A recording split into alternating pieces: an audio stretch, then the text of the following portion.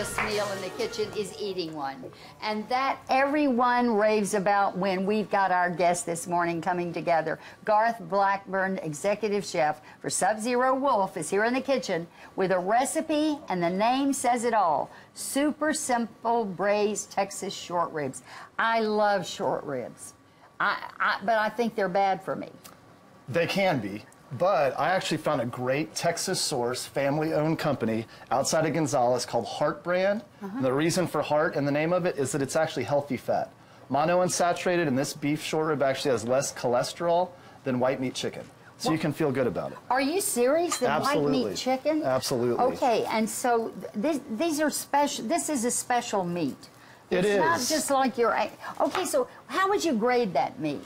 Beyond prime. If we were in Japan, this same cow would be called Kobe. Oh. It's like if you're making grapes in New Mexico and you make them sparkling, you can't call it champagne. No, that's right. Same thing for here. Same thing for here. All righty, you've got a very hot skillet going, and what's your oil? So I'm using grapeseed oil because it has a very neutral flavor.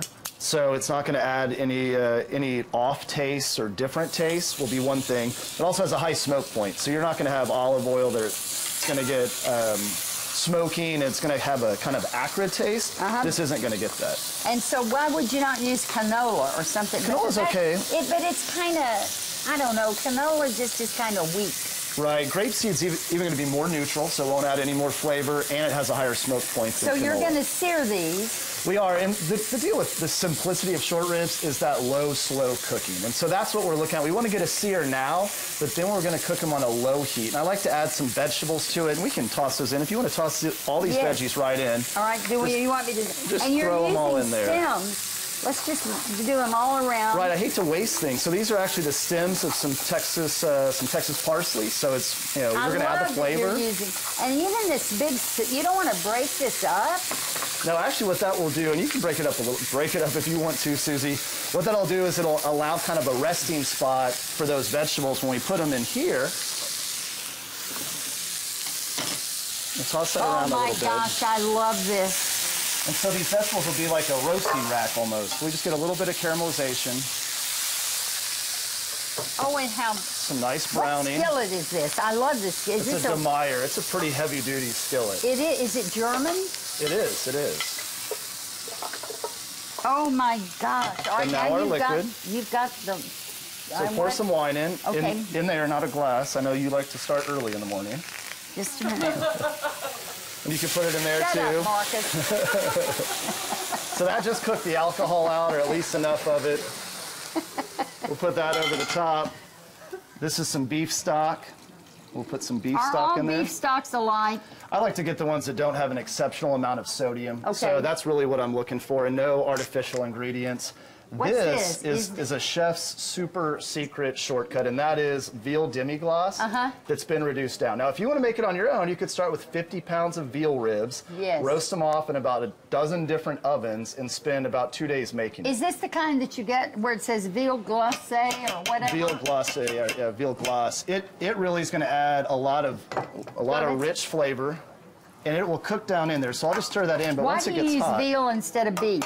You could use beef. Now, there's a lot more humane practice when it comes to raising veal now than it used to be, so it's not quite the stigma that it was, a number of years ago. But does the veal give it a more depth or what? Yes, it's a very rich flavor. All right, now what? Now we put this into our steamer, which is what's right over here. Into the steamer? And what that does is it cooks it under really low heat. And so pop that up and let's take a look. My hair's gonna fall. That humidity, I always forget about y'all's hair when we're in here cooking. Or how about this? I'm just steaming my face. Are you absorbing that up? And look how tender they are. Like I can break off a little piece like that. They're beautiful. So how long have you been doing this? About 8 hours. And if you think about a normal day, you could start this in the morning, or you could even sear them the day before, toss them in, and when you get home at 6 o'clock, they're perfect. So you could do these in your crock pot? You could do them in your crock pot as well. Okay. Yeah, set to a low heat because we don't want to get too much bubbling or boiling. And what you want to do first, though, and you can buy supermarket grade short ribs. You can. You want to brown them. That's the main thing. Caramelization. You see that on the top of these, and we'll put it onto a plate. Of watercress? Actually, this is going to be a sunflower sprout, also from Texas. This is outside Austin, called New World Farms. Let's put one of those short ribs right on there. Oh my gosh, this looks Can garnish great. that with some snow pea God, shoots. look at this, you guys. And of course, now I always remember you guys like to taste in the morning, right? Oh, thank you. Oh gosh, let me get, oh, this just is so falling beautiful. apart. It's gonna be hot though, isn't it?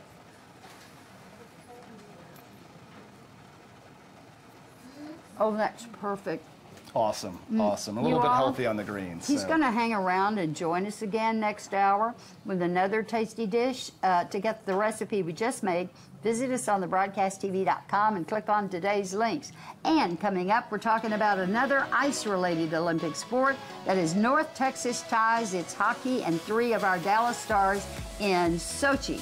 I mean, Sochi and America are one now. We'll get the lowdown on their success when we return.